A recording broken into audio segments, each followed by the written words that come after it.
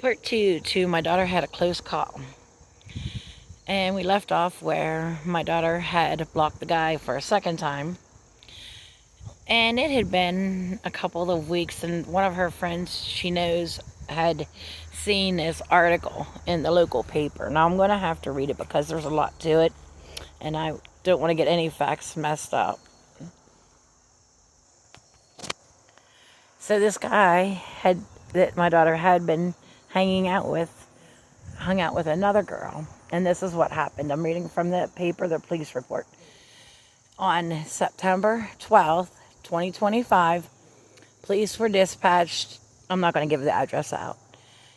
And upon their arrival, it was determined that he was engaged, I'm just going to refer to him as he, in a physical altercation with a female victim where he threw her down a set of concrete steps. He then spat on her and threatened to punch her. The female victim attempted to flee to a neighbor's but was intercepted by him. And he then grabbed her and threw her onto the roadway multiple times. The female victim attempted to flee from Rogers for a second time when a neighbor did intervene. Roger subsequently struck the neighbor with a brick.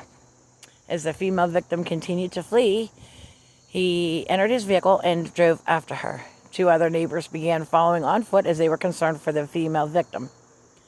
But when he put his vehicle in reverse and struck the neighbor and her juvenile son.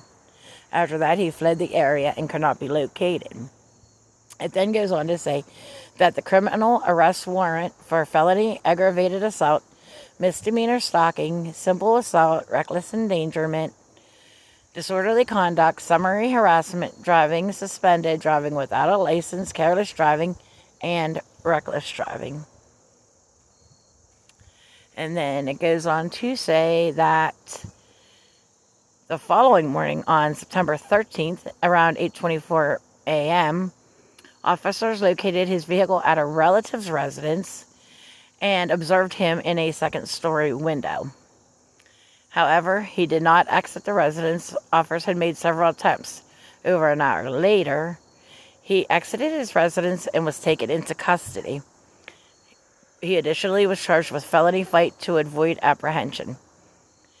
He was transported to the prison and arraigned where his bail was denied by the on-call judge. Stay tuned for part 3. Okay, I guess I'm just going to do this all in one video anyways. There really isn't a part 2 or 3, so oops. It's all the same part. Anyways, so I had just been saying about the charges this guy was going to be charged with. Apparently, my daughter had made a comment to the article. I don't know what she wrote, but apparently she had made the comment. And the girl that this happened to, that is the story that I was just telling you, she saw my daughter's message and she messaged her. And this is what she said. I'll tell you what I can. I'm not going to read it out, but I'll tell you what I can.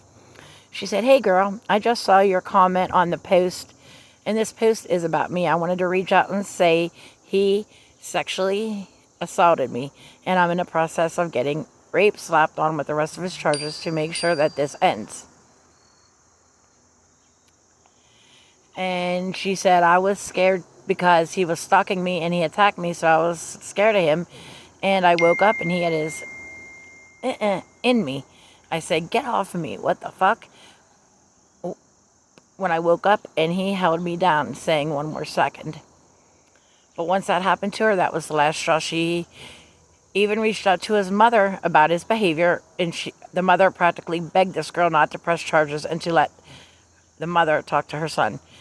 The girl says the mother enables this behavior. And then she goes on to say his whole family is weird. I guess so many girls have PFAs too," she went on to say. "He's actually sick in the head. He needs locked up and the key thrown out." But yeah, so that the girl that was attacked that I was reading about in the paper, this is her. She had messaged my daughter and was saying this. But I just wanted to share this because it just goes to show you don't know about anyone, let alone somebody you're meeting online and you know nothing about them other than what they've told you. Just please keep yourself safe. Tell your daughters about this. Keep them safe. We don't need any more of this happening.